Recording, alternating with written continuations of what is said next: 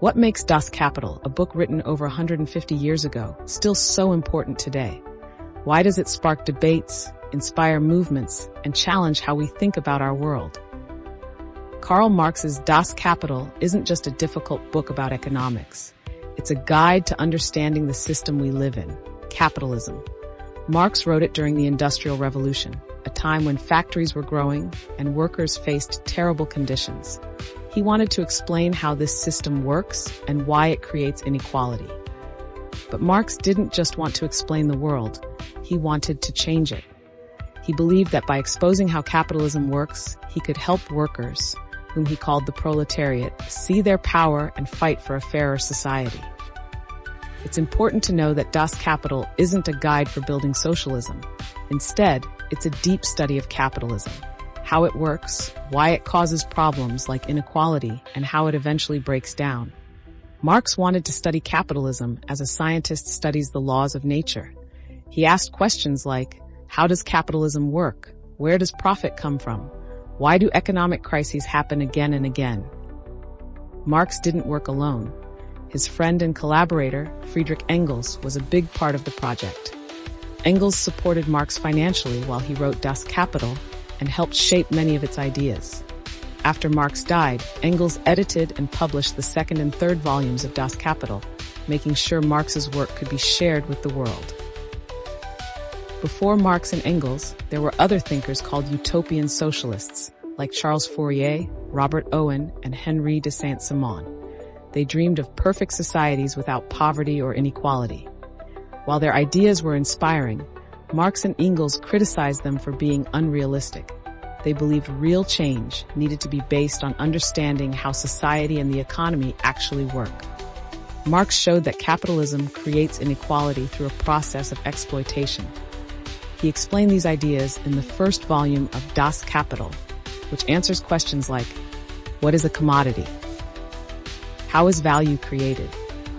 Why does capitalism go through cycles of booms and busts? Marx's answers weren't simple or quick fixes.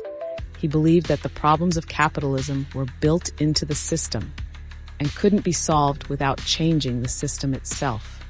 Fast forward to 2025, and the problems Marx wrote about are still here. Workers are still exploited, though now it often happens in gig jobs and short-term contracts. Inequality keeps growing, with billionaires controlling huge amounts of wealth while millions struggle. Economic crises continue, like the 2008 financial crash and the COVID-19 pandemic. Marx's ideas about how capitalism works are still useful for understanding these problems. Whether or not you agree with him, his work helps explain why the world looks the way it does. Have you ever wondered why inequality is so common, or why economic crashes keep happening? Marx asked these same questions, and his answers are still important today. In this series, we'll explore the big ideas from Das Kapital, from the mysteries of commodities to the cycles of crises that define capitalism. We'll explain these concepts in a way that's easy to understand and connect them to the challenges we face in the 21st century. Whether you're a student, a worker, or simply curious about the forces shaping our world, this journey into Das Kapital will provide fresh insights into its relevance today. What do a cup of coffee, a smartphone, and a handmade chair have in common? They're all commodities, objects with value that we use, trade, and buy every day. But what makes something a commodity? And why is this idea so important to understanding capitalism? That's what Karl Marx dives into in the very first chapter of Das Kapital. Marx begins by defining a commodity as something that satisfies human needs or wants. This could be food to eat, clothes to wear, or even tools for work. But here's the twist. What makes a commodity isn't just its usefulness. It also has to be produced for exchange, for trading or selling. Marx explains that a commodity has two sides, its use value and its exchange value. Use value is simple. It's about how useful something is. Bread satisfies hunger, a jacket keeps you warm. But exchange value is different. It's about how much one thing is worth compared to something else. For example, how many apples is a loaf of bread worth? Marx asks, what makes a commodity valuable? He argues that value comes from the labor used to create it. But not just any labor, it has to produce something useful. If you spend hours making a chair that nobody can sit in, that labor doesn't create value because the object isn't useful. But not all labor is equal. Marx introduces the idea of socially necessary labor time. This is the average time it takes to produce something under normal conditions with the tools and skills of the time. If it normally takes 2 hours to make a pair of shoes, a worker who takes 4 hours hasn't added more value. Their labor is only valuable if it matches the socially necessary labor time. Finally, Marx talks about something he calls the fetishism of commodities.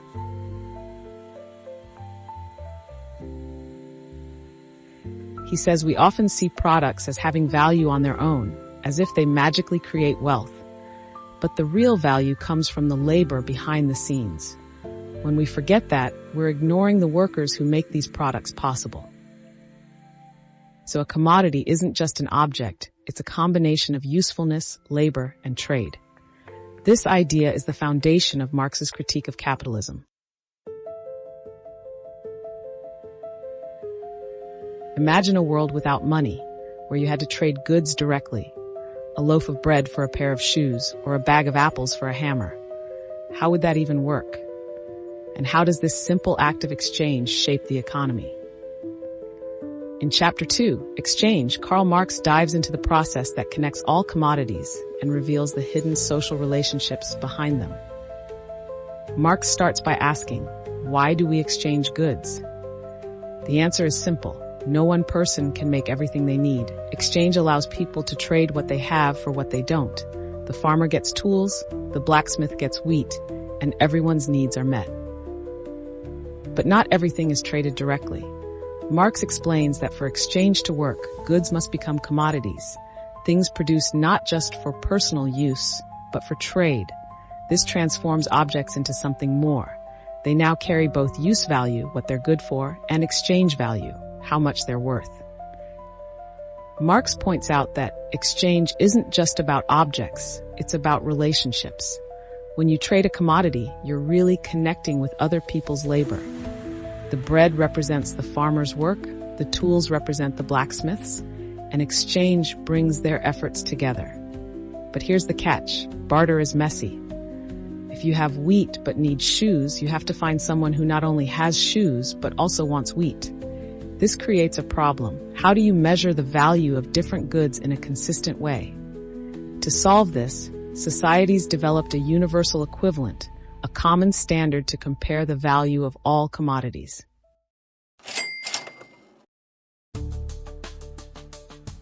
Money, it's everywhere. It's how we buy, sell, and even measure success. But what is money really? Where does it come from? And why does it hold such power over our lives?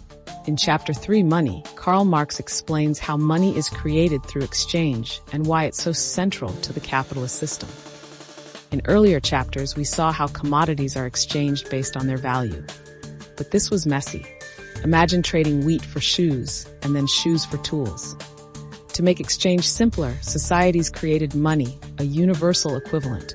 It's the one thing that all other commodities can be traded for.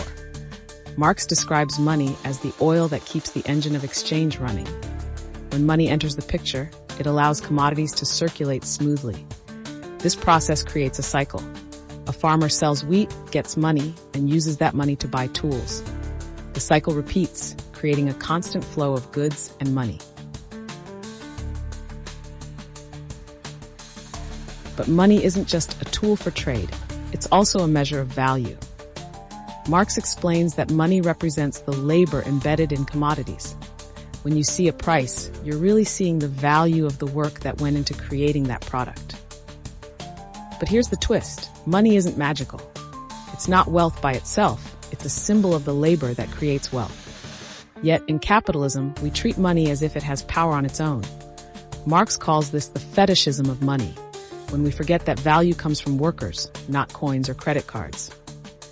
Money does more than measure value. It becomes capital. In capitalism, money is used to make more money. A factory owner invests in machines and labor, produces goods, sells them for profit, and reinvests. This cycle of money turning into capital is what drives the entire system.